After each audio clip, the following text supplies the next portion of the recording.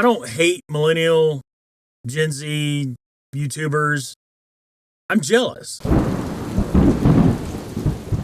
All right, today we are in downtown Amarillo once again.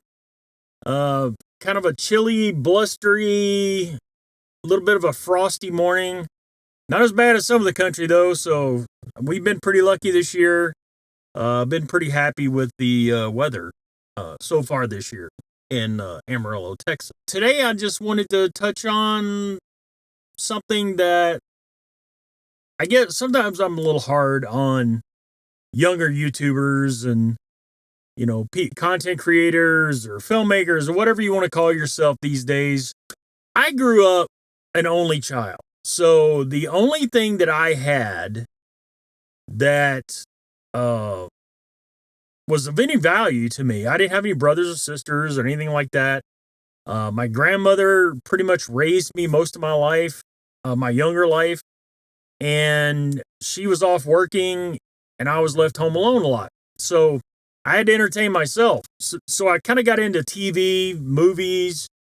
You know, that's kind of where I lived. I remember my mother actually dropping me off at the local theater, and she would drop me off a little after lunchtime, and I would actually just go from theater to theater watching all the movies at least twice, and then she would pick me up late at night. Now, I know that sounds kind of sad and pathetic, but that's the way it was. So I fell in love with cinema very early on because it's all I had. I just didn't have the means or the ability to get into it, you know, from a production or anything, any kind of, you know, anything to do with cinema or photography or anything.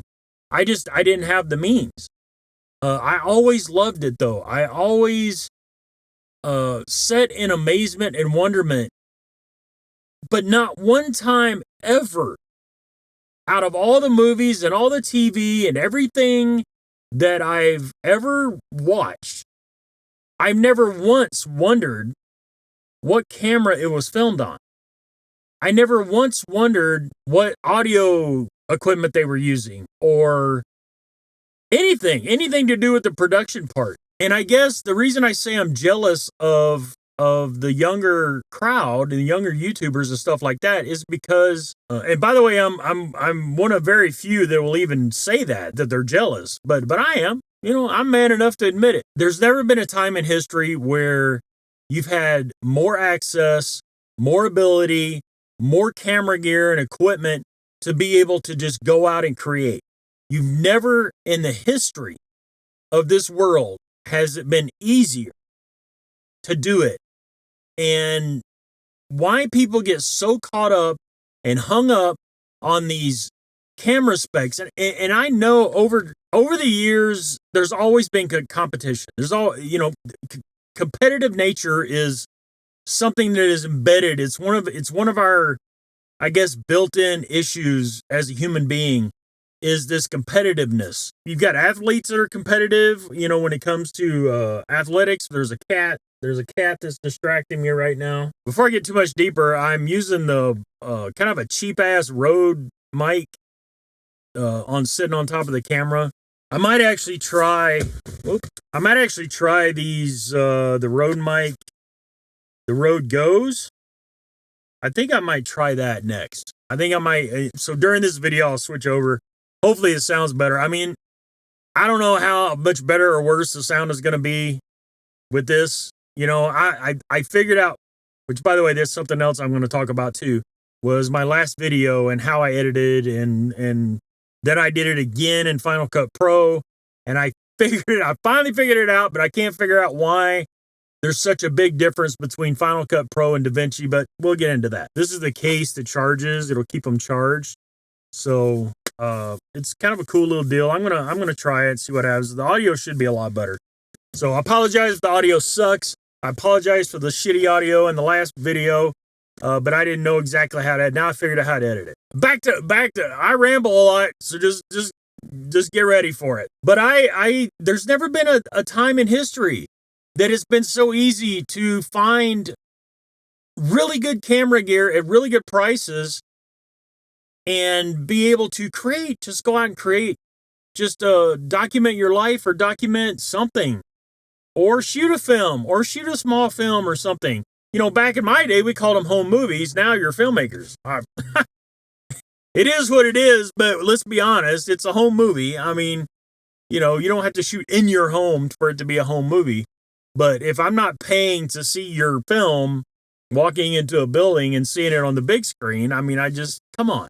Just be happy with what it is. Quit trying to put names on stuff. And if it's not named this, well, I can't be anybody if I'm not a filmmaker.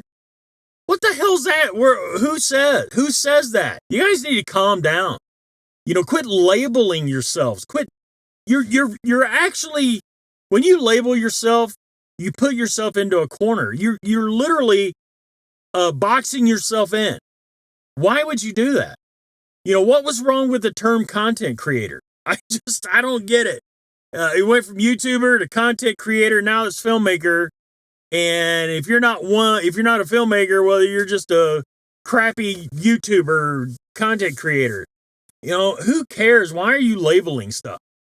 You put those labels on yourselves, and then you wonder why you're always miserable, or you get mad when somebody calls you something else. You know, I would prefer the freedom of not getting angry when somebody labels me or labels this or labels that, and I get mad about it and throw a big hissy fit.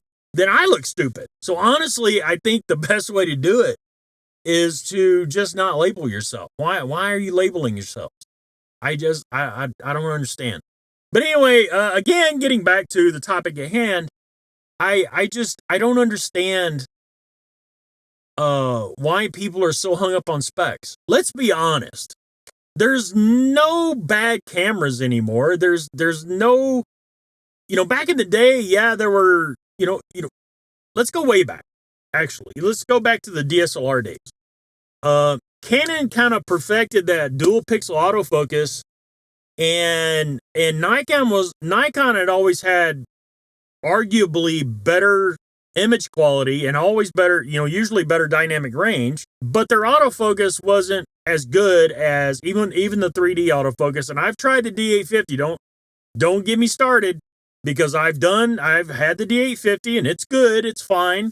It does the job. It got the job done, but it wasn't the same as, you know, something like a 5D Mark IV or whatever the hell, Canon's sports, you know, the big dog, the flagship. You know, it just didn't have it. It just wasn't the same. Even the D6, D5, D6 didn't have the same.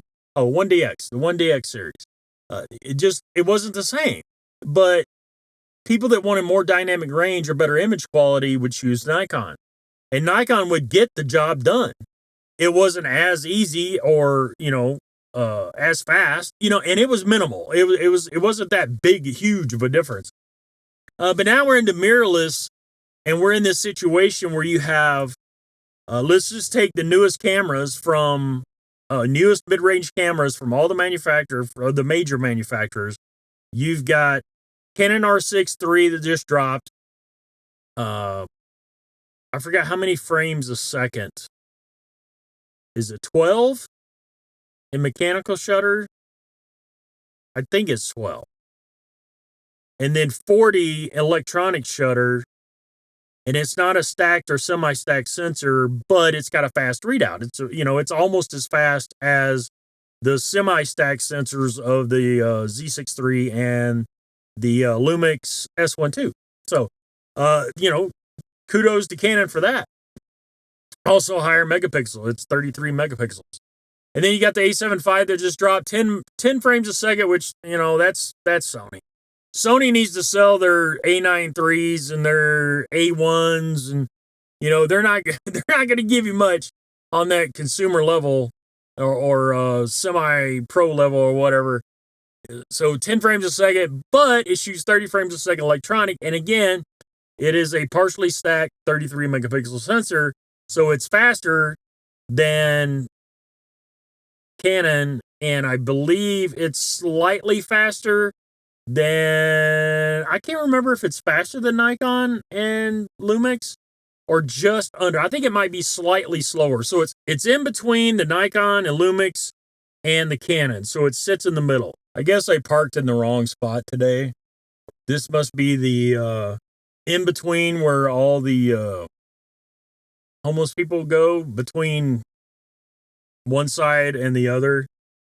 So I might be moving here pretty soon because it's not that I don't feel safe. It's just I don't feel safe. And for some reason, everybody's wanting to compare the Nikon ZR, which I'm filming on now, Redco RAW, blah, blah, blah. People are just leaving out the Z6III for some reason.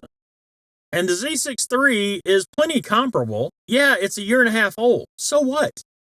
Sony users would constantly bring up the A7 IV for 4 years. They were using that as their, mid-range, whatever. And nobody had a problem bringing that camera up into conversation. Nobody had a problem bringing up the R6 II, the Canon R6 II. Why is all of a sudden, since the Canon and Sony just dropped, now all of a sudden, well, Nikon's newest camera is the ZR, so we have to compare it to that. No, you don't. The Z6III is just fine. Why? Because it doesn't have Redco RAW? It does everything else. It's got a fantastic EVF. It shoots faster with a mechanical shutter of all of them.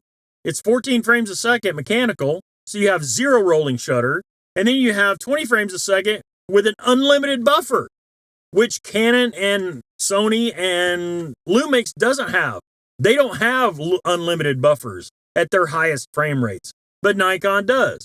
And if you do the math, depending on how long you hold the shutter button down, you're going to get more images with Nikon than you're going to get with Canon, Lumix, or Sony. So I don't get the competition to the point where people are people are losing their minds and getting angry about it. And it's, there's probably people that lay in bed and can't go to sleep because they're so mad because somebody said something bad about their camera. Because they couldn't, they couldn't justify their purchase. You got to calm down. You guys have it so good. You have no idea how good you have it with access to all this gear at reasonable prices. Look at how long camera prices. Everybody talks about these tariffs. Everybody gets mad at Trump and whoever for these tariffs. And because camera prices went up 10 to 20%, camera prices have been the same, more or less, for like 10 years. Camera prices at that point, before these tariffs hit, they were pretty much the same. They stayed within a certain range and didn't really budge. Just take the flagships, for instance. When you can correct me if I'm wrong, but the Nikon D6, which probably shouldn't have happened. They should have just waited and done the Z9, but that's neither here nor there. But the Nikon D6, I believe, dropped around $6,500, and then they dropped the Z9 at $5,500. The 1DX Mark III, if I'm not mistaken, was also around $6,500 or $6,500. It was right around there. And then R1 dropped at $6,500, I guess. Don't quote me.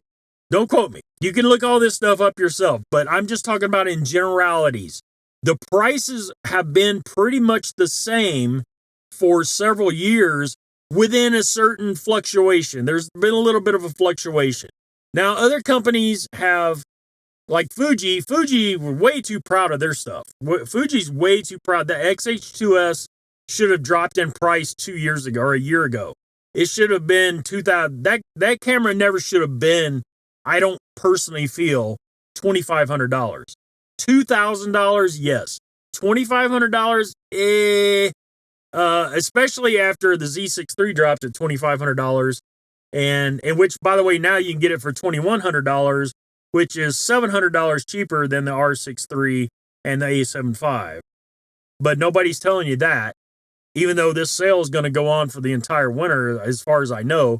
So I don't get the whole fuss over pricing. It's never, the point I'm trying to make is It's never been easier to get into this. And to even if you were to buy, DSLR prices have dropped so low now that I've seen 1DX Mark IIIs with under 200,000 shutter counts for under $2,000.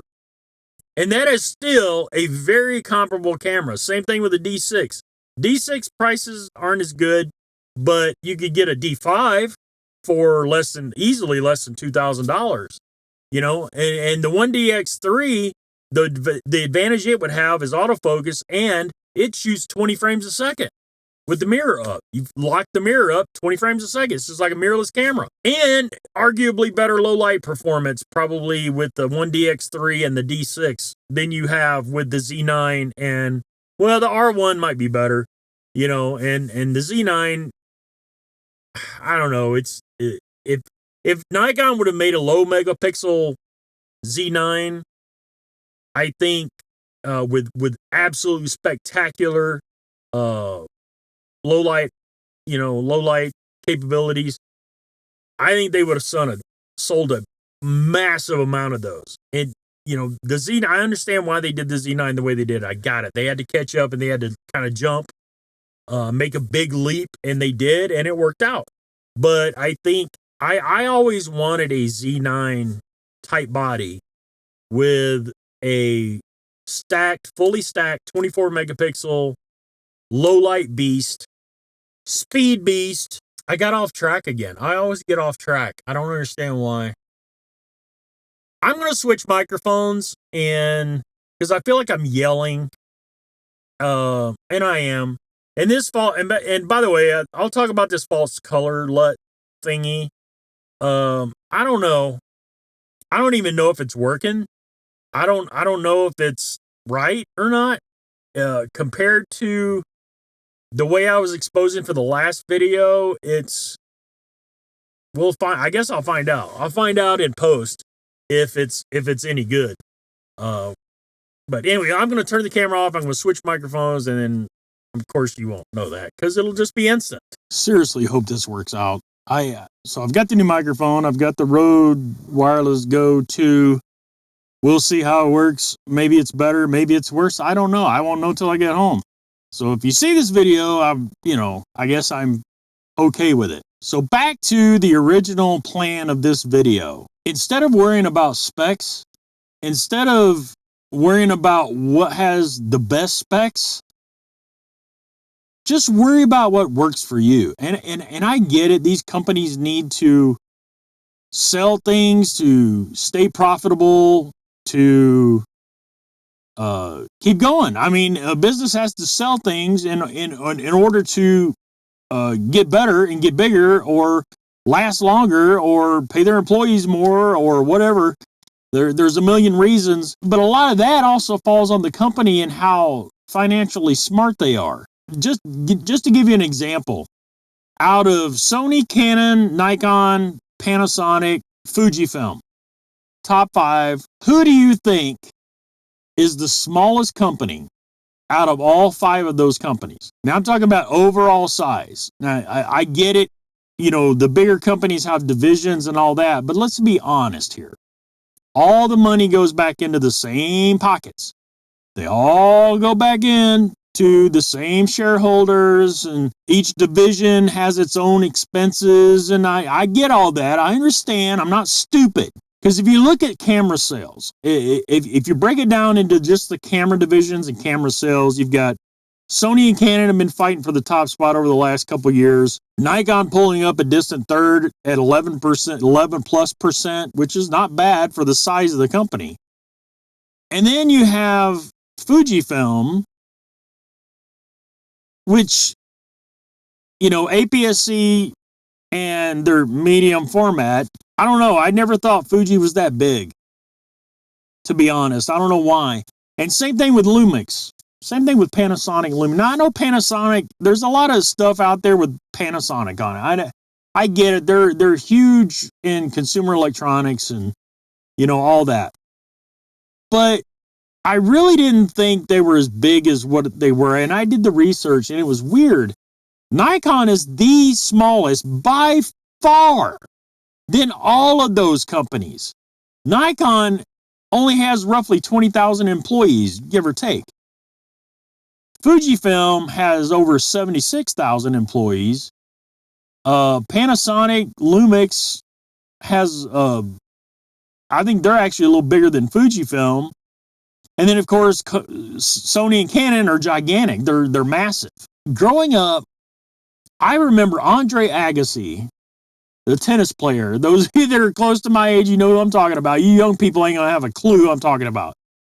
But Andre Agassi, I remember those commercials for Canon cameras for the Rebel, when the Rebel series first started. And that was a really big thing back then. I remember those commercials like it was yesterday, the tennis commercials. And I remember Olympus commercials. You know, Sony wasn't into it yet. But Canon, Olympus, I want to say there was, hell, I might have seen a Pentax or something. But I remember, I never, ever remember a Nikon commercial. Not once. Not once. The one thing Nikon is bad at is, but are they? Marketing. Are they bad at marketing? Or do they just not want to spend the money? And they reinvest. See, a lot of people don't know Nikon. You know, you remember a few years ago when Tony Northrup was on cloud nine because he thought Nikon was going to die. He was excited about it. Don't tell me he wasn't, because he was. He was hoping, him and Jared Polin both are hoping that Nikon would just file bankruptcy and be taken over by Canon or somebody else. They just loved the fact that Nikon was struggling so much. And all of a sudden, they turned around. And here we are. They buy Red. They're coming out with all this stuff. They improved everything that people were griping about Nikon. They improved and made better, and they're still working on doing that. Nikon actually contracted or downsized their business to be more profitable and to concentrate on just a few little things instead of trying to be a global conglomerate corporation like Canon, Sony, Panasonic, Fujifilm.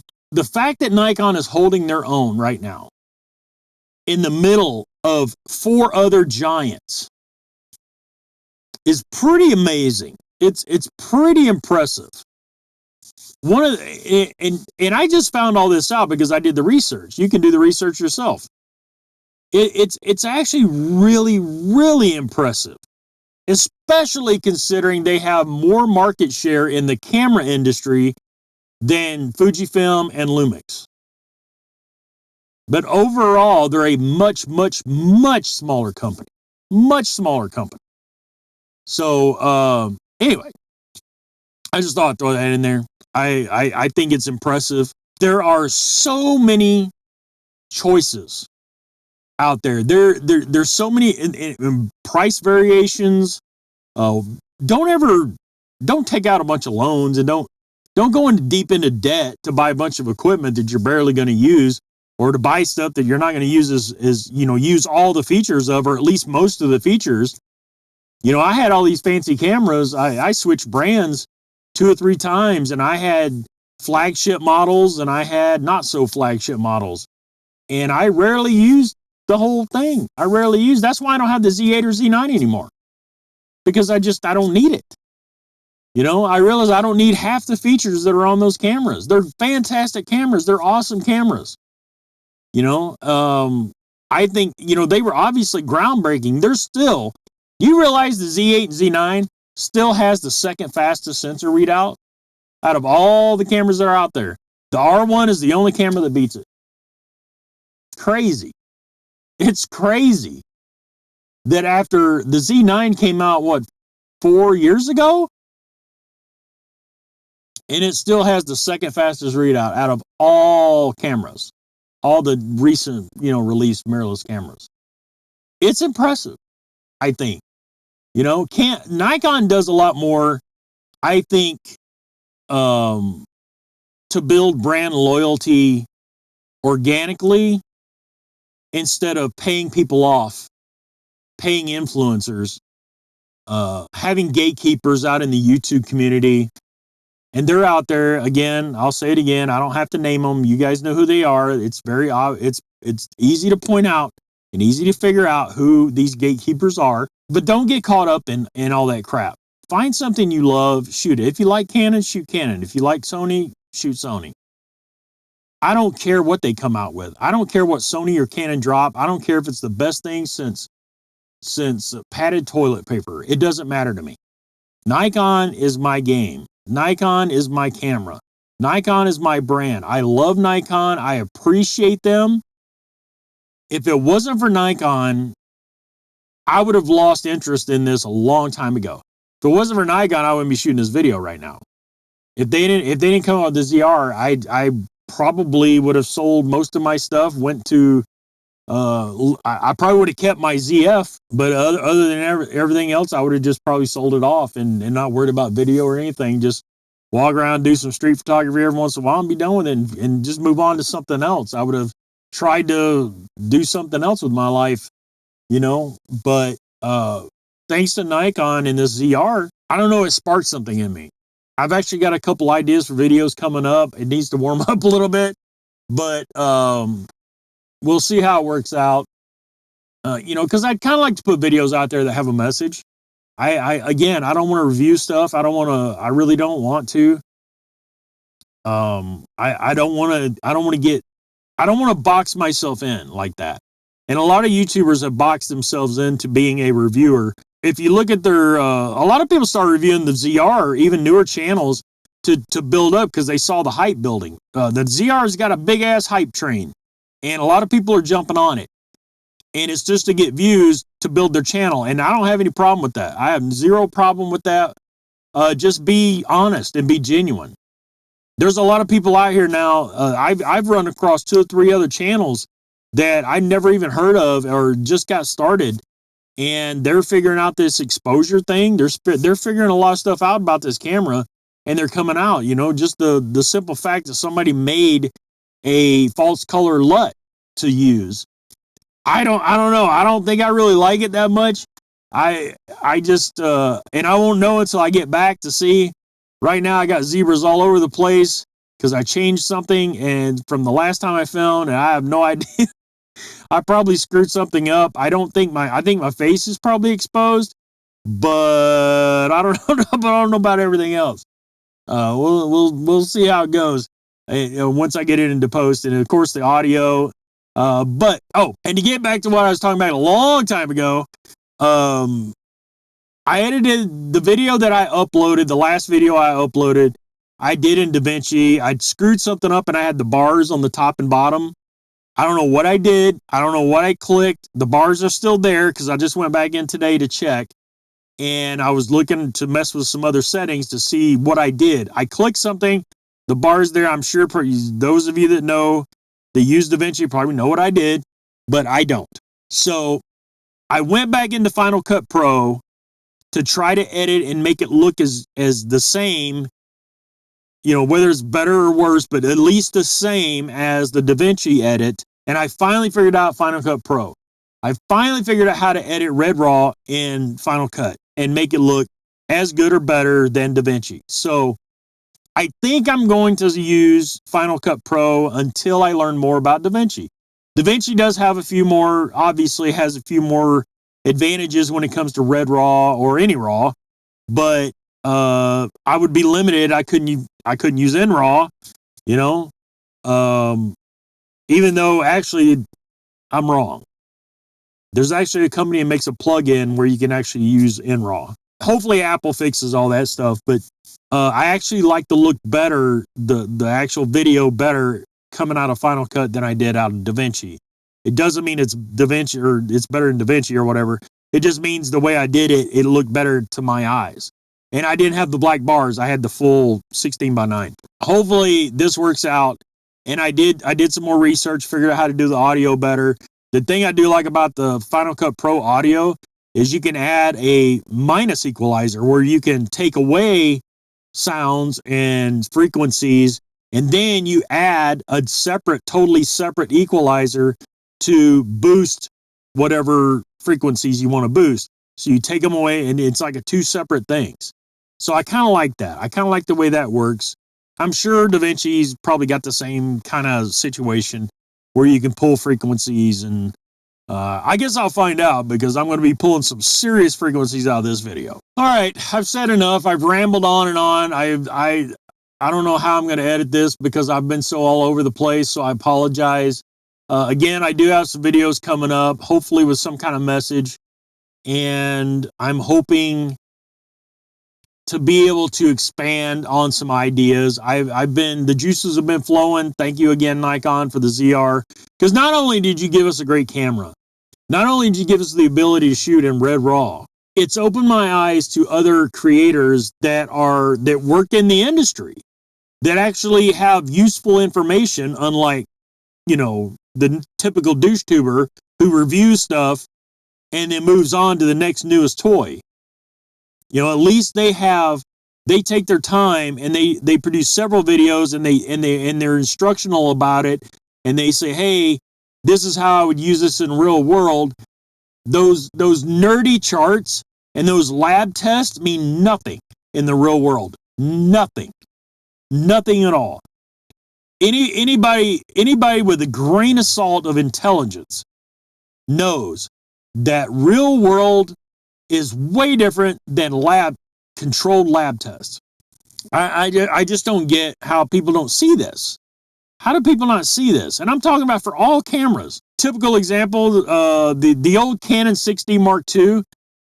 I sold that camera because so many YouTubers said it had bad dynamic range. And I didn't have a clue what dynamic range was. But I was like, man, this thing's got bad dynamic range. I don't need this. And I sold that camera, and I look back at some of the images I took with that, and I didn't know what the hell I was doing as a photographer back then. And the images were nice. The colors were nice. Here's the funny part. If it wasn't for the Canon douche tubers now and back then talking about Canon's bad dynamic range, let me explain myself. They are Canon douche tubers now. Back then, they bitched about the dynamic range. But now, like Jared Polin, are so far up Canon's ass that if they stop too fast, you know what's going to happen. If it wasn't for guys like that who love Canon and think Canon are the greatest thing since sliced bread now and are better than anything ever, if it wasn't for them, I probably would have stuck with Canon. I probably would have stayed with Canon. Isn't that crazy? Isn't it funny how things work out like that? That these douche tubers that are they're gatekeepers for Canon and Sony actually prevented me from working within that system now. It's weird how it's hard for me to explain that. But hopefully you get what I'm talking about. I just think it's hilarious. So anyway, thanks for watching this. If you watched it all the way through, if you did, bless your heart. Bless your little old heart. I'll see you again real soon.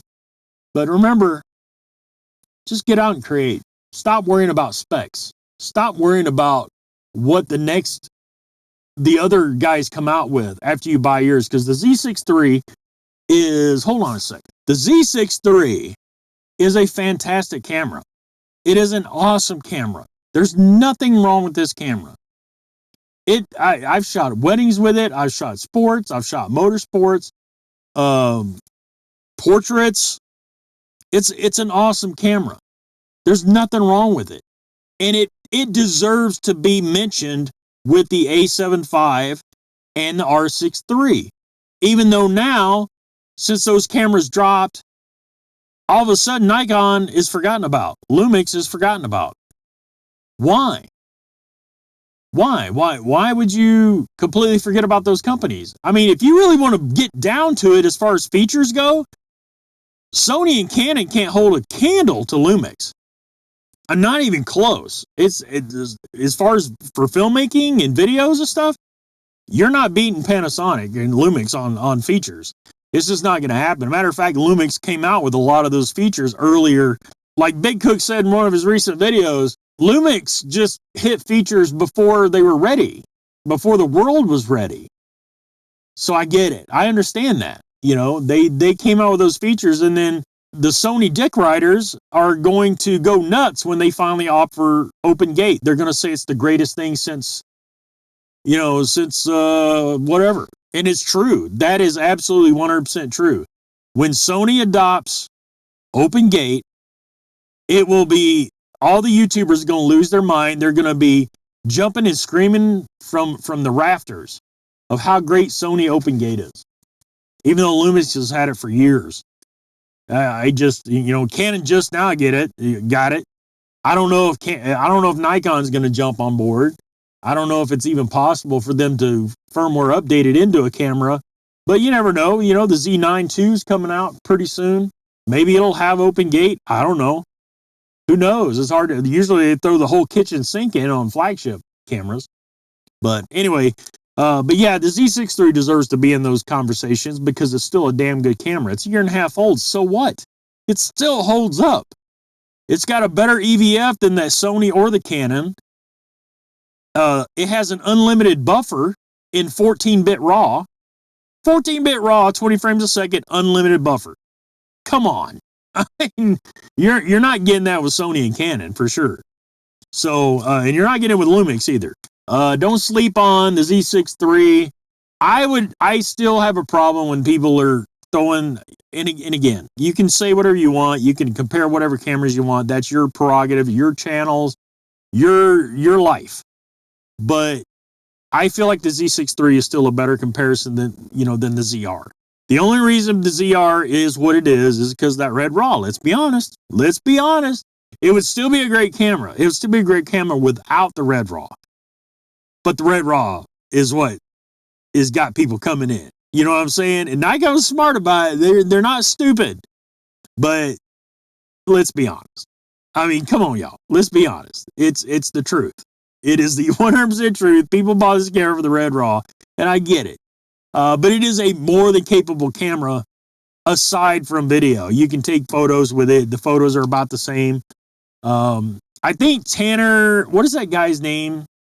Tanner Simpson, I think. But he just did a test on the H.265 because, the whole H.265 controversy between, for the ZR versus this camera. Apparently the file sizes are smaller coming out of the ZR than this, which means it's lower quality. So that might be the reason it's a little softer, but it's only when you punch in.